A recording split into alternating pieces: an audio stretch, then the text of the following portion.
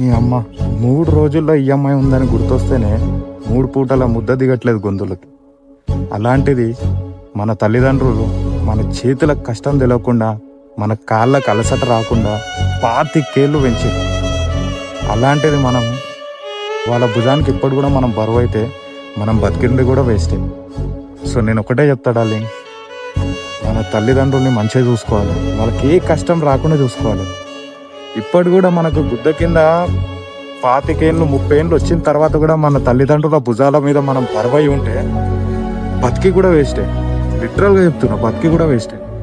ఇప్పుడు ఎట్లా తెలుసా, వాళ్ళ కోసం మనము పెద్ద పెద్ద మెడలు కట్టాలి, బంగారాలు ఇవ్వాలి, అది దాని కాకుండా అంత చేయకపోయినా కానీ వాళ్ళ భుజం మీద మూస్తున్న బరువుకి కాస్తైనా మనం కొంచెమైనా బరువు తగ్గియాలి. అంటే మనం కూడా కొంచెం కష్టపడి వాళ్ళని మంచిగా చూసుకోవాలి.